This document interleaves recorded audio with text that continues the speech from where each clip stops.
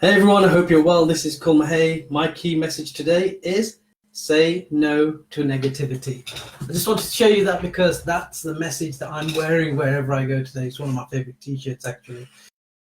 The thing, guys, with everything that's going on around us, we are so open to the negative influences around us.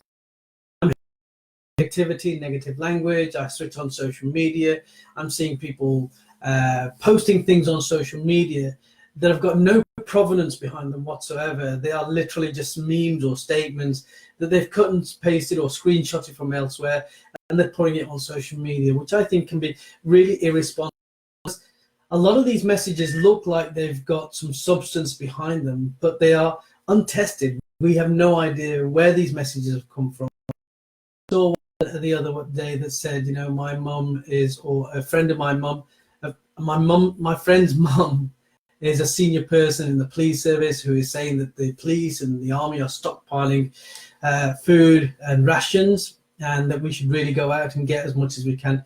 I think this is such irresponsible behavior on social media, and we need to stay away from it.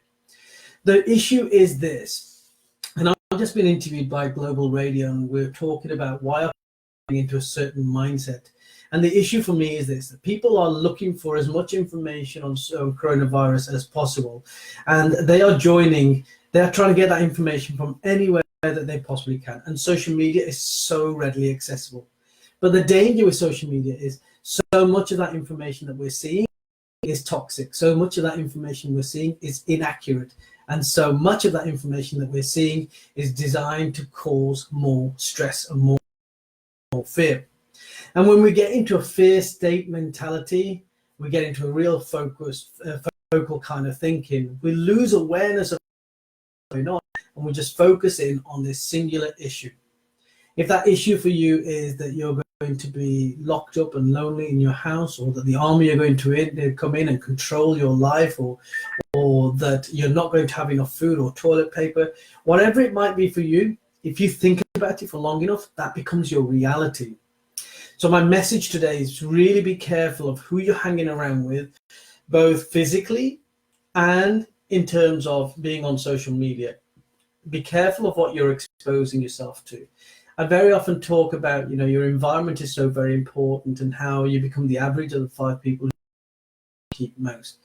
The same issue applies to the information that you most read on a daily basis. If you're reading negative stuff on a day by day basis, for some people hour by hour basis, then guess what, guys? You might be the most intelligent, most reasonable, most logical person in the world, but you will find yourself being dragged down to that level, and you'll find yourself being worried about what's going on in the world.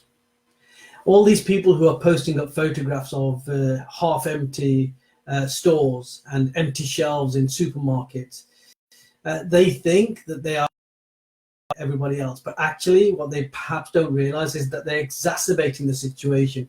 Because when you see half-empty shelves in supermarkets,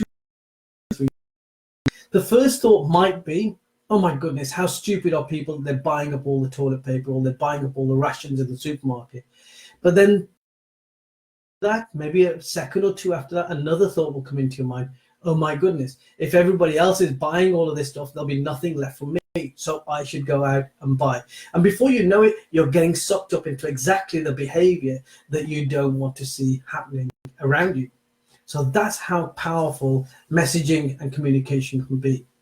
I would encourage you all to send positive information out there, positive information that is designed to help people to cope in the current climate, that is designed to inform people from a real basis, a real factual basis, and also to encourage people brighter and more wider, and think beyond the limitations that we've created for ourselves in the current climate.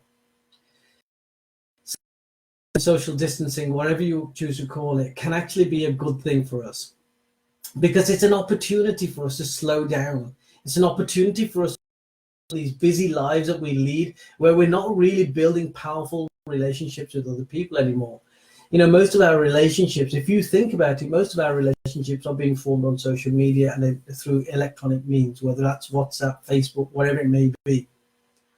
However, most of us have also art of communicating with people face to face, communicating with people, as we used to do back in the day.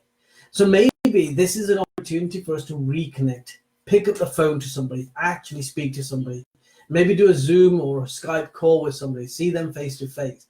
Maybe just spend more quality time with your loved ones, and play board games or do some more reading, or maybe do those jobs in the house that you've been putting off for so long because you've been so busy, and find yourself a hobby and enjoy doing your gardening and fixing up your house, whatever it might be for you. The short is that we're all going through challenging, unprecedented times. There is no doubt about that, and it's how we rise to those challenges and define who we are. Charles Darwin once said that it's not the strongest of the species that will survive, nor the most intelligent. It is those who are the most adaptable to change, and that's what evolution is. So let's evolve together. Let's adapt to changing circumstances. Let's adapt to the new normality, whether it's a temporary normality or not. Let's adapt to the new normality and rise up and be the people that we are supposed to be. I want to wish you all very well. God bless you all, and I hope that this has been of benefit to you. Thank you and good night. Bye-bye.